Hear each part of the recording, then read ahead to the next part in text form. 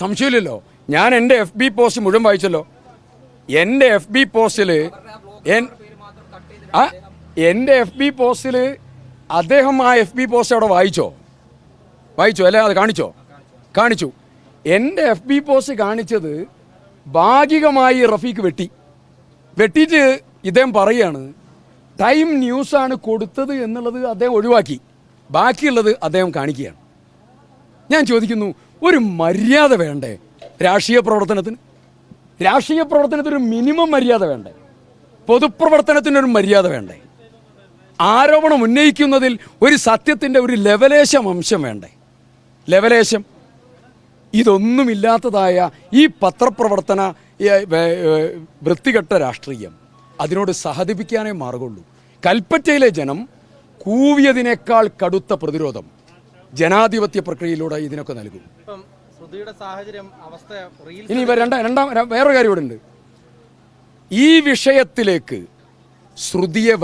വ്യാജ ആരോപണം ഉന്നയിക്കാൻ ശ്രുതിയെപ്പോലെയുള്ളതായിരിക്കുന്ന ഒരു എന്താ പറയുക, ദുരന്തത്തിൻ്റെ, ജീവിതത്തിൻ്റെ കനത്ത അനുഭവത്തിൻ്റെ ഒരു കുട്ടിയെ ഇതിലേക്ക് വലിച്ചഴച്ചത് വളരെ മോശമായിപ്പോയി. മനുഷ്യത്വരഹിതമായ നടപടിയാണ്. ഒരാൾ ചെയ്യാൻ പാടില്ലാത്ത മനുഷ്യത്വരഹിതമായ നടപടിയാണ് ഈ കാര്യത്തിൽ CPM ജില്ലാ സെക്രട്ടറി ചെയ്തത്. കള്ളം പറയാൻ ഒരു ദുരന്തബാധിതയായ ഒരു കുട്ടിയെ വലിച്ചഴച്ചു. അതൊരിക്കലും ചെയ്യാൻ പാടില്ലായിരുന്നു. ശ്രുതിയുടെ അവസ്ഥ വെച്ച് സിദ്ദിഖ് അത് റീലെടുക്കാനുള്ള അവസരമാക്കി ഉപയോഗിച്ചു എന്നാണ് റഫീഖ് പറയുന്നത്. അല്ല,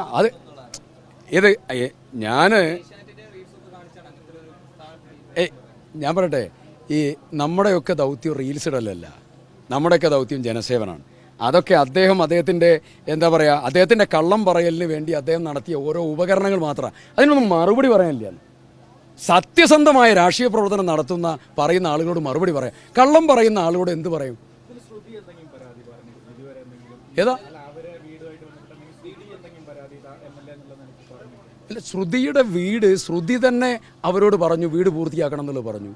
ഞാൻ അവരോട് പറഞ്ഞു നിങ്ങൾ ഏറ്റെടുത്ത ദൗത്യം പൂർത്തിയാക്കണം എന്നുള്ളത് പറഞ്ഞു. പൂർത്തിയാക്കണം എന്നുള്ള ഞാൻ അവരോട് പറഞ്ഞു. ഞങ്ങളെല്ലാവരും ബന്ധപ്പെട്ടിട്ടുണ്ട്. എല്ലാവരും അത് അവരോട് ചോദിക്കും, എന്നോടല്ലല്ലോ ചോദിക്കണ്ടേ. അതെന്താ അങ്ങനെ ചോദിക്കുന്നേ? അല്ല, അത് മനസ്സിലായില്ല.